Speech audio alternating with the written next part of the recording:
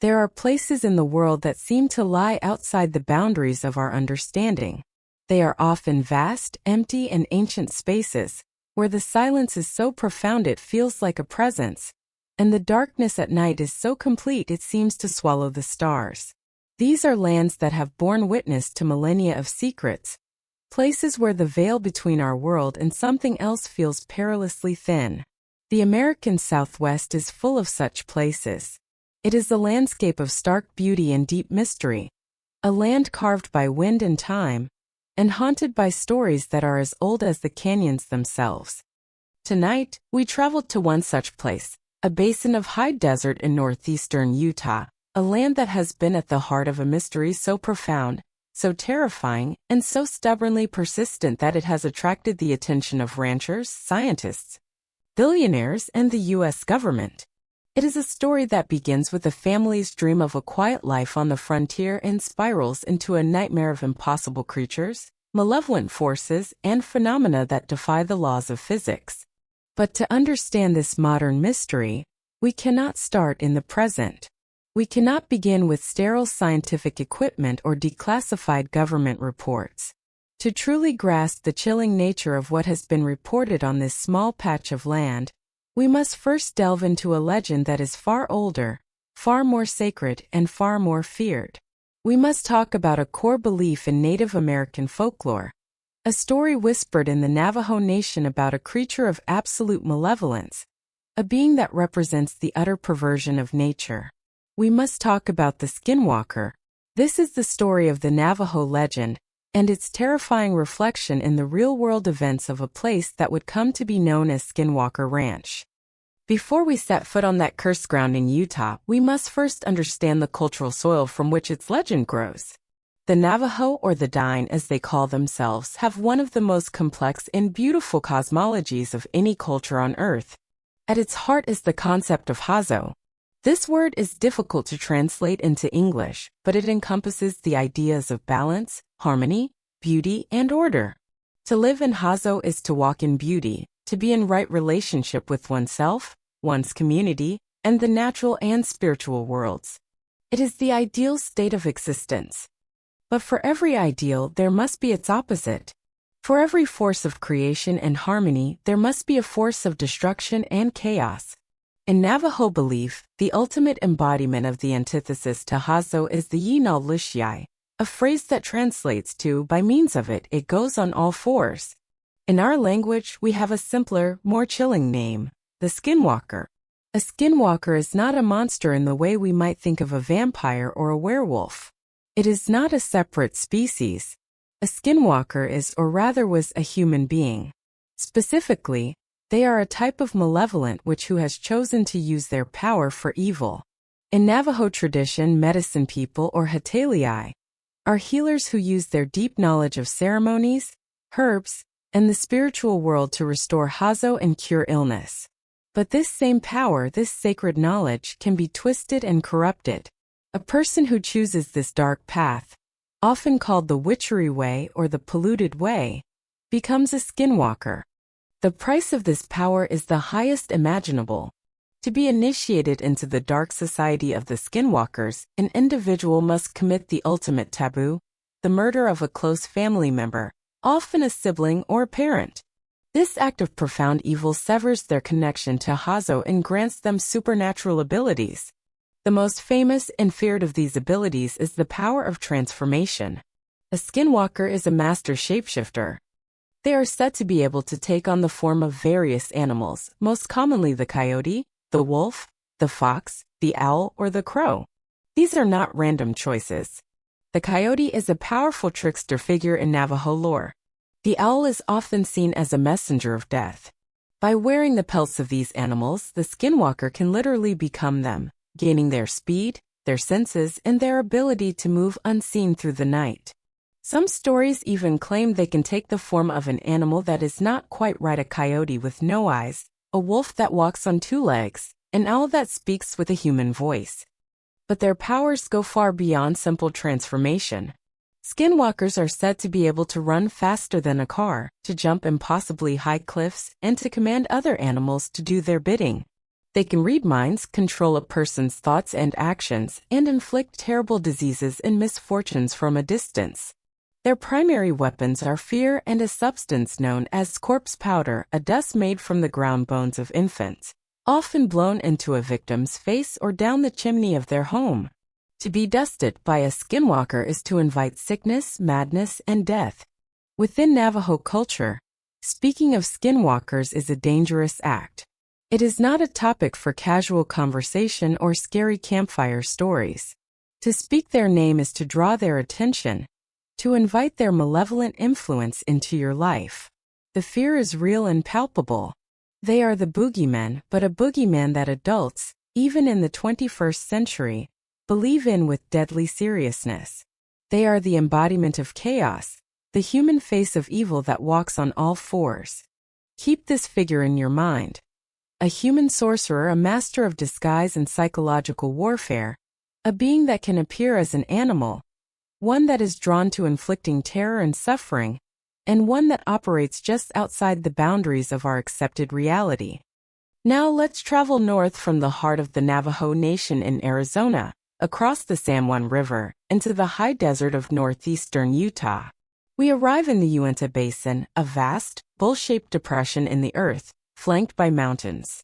It's a remote and sparsely populated region, home to the Ute Indian tribe on their sprawling reservation.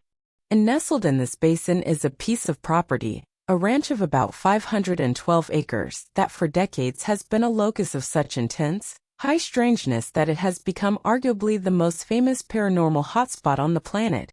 For a long time before the world knew its name, the locals knew there was something wrong with this land.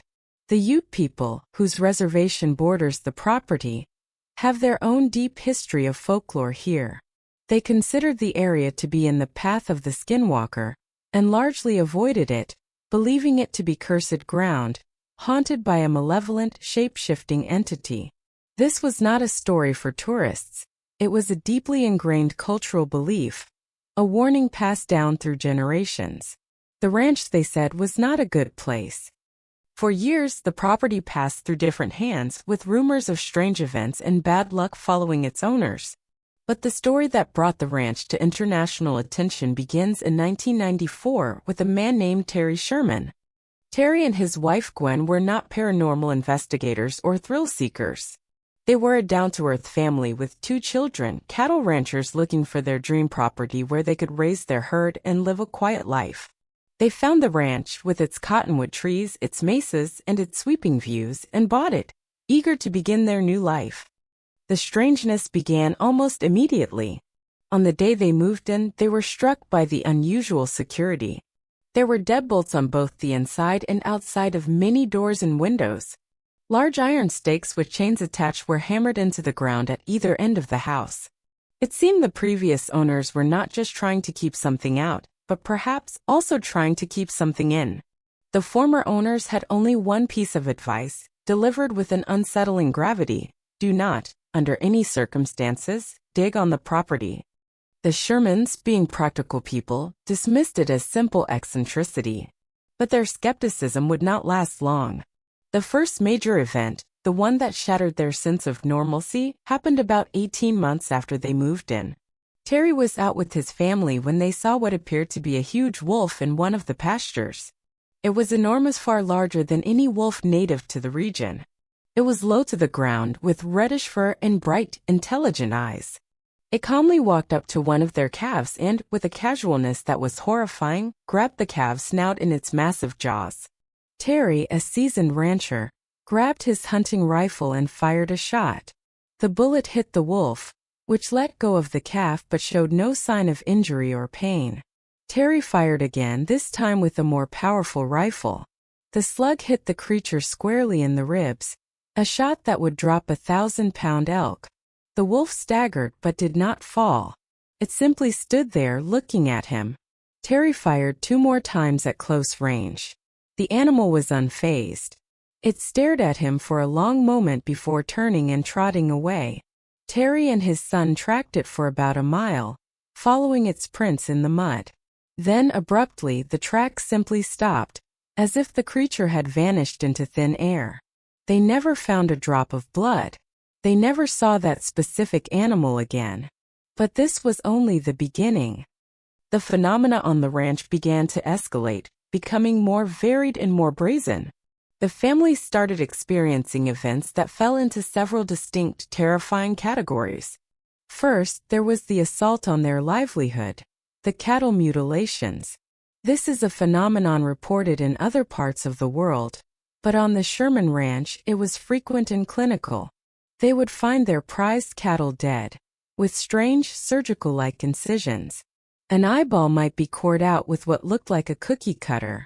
A section of rectum might be removed with cauterized precision. Often, there was no blood on the animal or on the ground surrounding it, as if the blood had been drained completely. And most unsettlingly, there were never any tracks, no human footprints, no tire tracks leading to or from the carcass, even in soft mud. It was as if the animals had been plucked from the sky, operated on, and then dropped back down. The Shermans lost a significant portion of their herd this way. A devastating blow for any ranching family. Then came the aerial phenomena. The skies above the ranch became a theater for the bizarre. The Shermans and their neighbors reported seeing a wide array of unidentified flying objects. These were not just distant lights.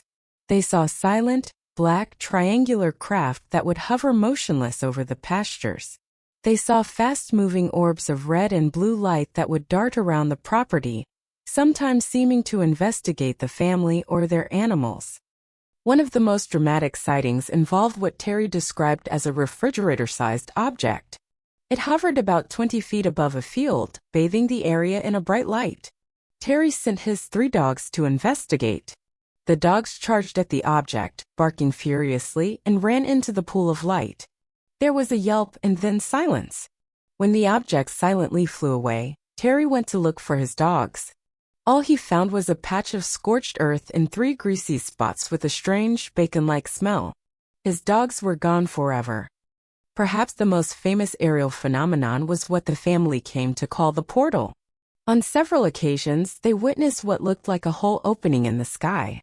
Gwen Sherman described seeing a bright, circular opening in the clouds on a clear day, from which a large, black, triangular craft slowly emerged before flying off. On another night, Terry saw what looked like a window of bright orange light open up in the darkness. He watched as a large, dark creature seemed to climb out of it, drop to the ground, and disappear into the trees. It was as if their ranch sat beneath an invisible doorway to somewhere else. The strangeness was not confined to the outdoors. It followed them into their home. They began to experience intense poltergeist-like activity.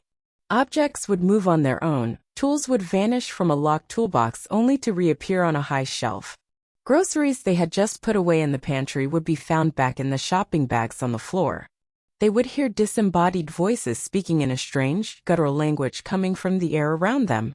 Doors would slam, and they would feel the constant, unnerving sensation of being watched. Their 2 children were terrified. Gwen Sherman, a pragmatic and strong woman, became so unnerved that she began sleeping in the middle of the floor in her children's room, a shotgun by her side. And then there were the other creatures. It wasn't just the giant wolf. They reported seeing a variety of cryptids and unidentifiable beings. On one occasion, Terry saw a tall, hairy, Bigfoot-like creature running across a field with incredible speed. Another time, his son saw a hyena-like animal hunched over one of their calves. When he approached, it looked up, laughed with a sound that was unnervingly human, and then ran off. They saw what looked like a raptor from a Jurassic Park film. They saw multicolored, exotic birds that were not native to North America. The ranch, it seemed, was a revolving door for the impossible. After 2 years of relentless psychological torment, financial ruin, and fearing for their children's safety, the Shermans could take no more. In 1996, they put the ranch up for sale. They were not trying to sensationalize their story, they were fleeing it. Their harrowing experience was chronicled by a local journalist named George Knapp, which brought the story to the attention of a very interested party, Robert Bigelow. Bigelow was and is a Las Vegas real estate and aerospace billionaire with a lifelong, deeply serious interest in the paranormal and life after death. He saw the Sherman Ranch as a unique opportunity, a living laboratory where paranormal phenomena were happening frequently and reliably. He bought the ranch from the Shermans and created a scientific organization called the National Institute for Discovery Science, or NIDS. This is where the story pivots from a family's private terror to a multi-million-dollar scientific investigation. The NIDS team, composed of PhD-level physicists, engineers, and biologists, descended on the ranch. Their goal was to apply the rigorous tools of science to the paranormal. They outfitted the property with a vast array of high-tech surveillance equipment, motion-activated cameras, infrared sensors, magnetometers, Geiger counters, and spectrum analyzers. They built a command post and staffed the ranch 24/7.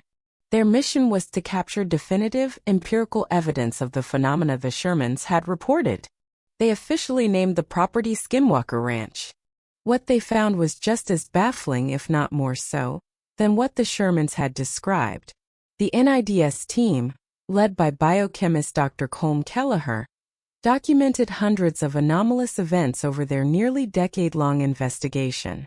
Their findings, detailed in the book Hunt for the Skinwalker by Kelleher and George Knapp, are a laundry list of the inexplicable. They captured video and photographic evidence of the glowing orbs of light. These objects would move with intelligent, non-ballistic trajectories, often appearing and disappearing in an instant. They documented significant magnetic field fluctuations that coincided with the appearance of phenomena. On one occasion, an NIDS researcher was observing a calf with a strange, docile demeanor. Suddenly, a fast-moving, invisible force tore through the trees nearby, snapping thick branches. When the researcher turned back, the calf was gone. They later found it stuffed into the tight branches of a cottonwood tree, dead. One of the most bizarre and disturbing findings of the NIDS study was what they termed the hitchhiker effect. The phenomena did not always stay on the ranch. Several researchers reported that strange activity would follow them home, sometimes hundreds of miles away. They would experience poltergeist activity in their houses, see shadowy figures in their bedrooms, and even have their family members witness apparitions. It was as if a contagion of the paranormal had attached itself to them. The ranch wasn't just a place, it was an influence that could spread. Despite all their technology and expertise, the NIDS team was constantly outmaneuvered. Equipment would fail at the precise moment a phenomenon occurred. Batteries would drain instantly. Cameras aimed at a specific spot would capture nothing, while a researcher standing right next to it would witness a full-blown apparition. The phenomenon seemed to be intelligent, precognitive, and almost playfully hostile. It seemed to know what they were trying to do and actively worked to prevent them from getting clean data. After years of research and millions of dollars spent, the NIDS team left the ranch with a mountain of incredible anecdotes and tantalizing data, but no definitive smoking gun. They could not explain what was happening.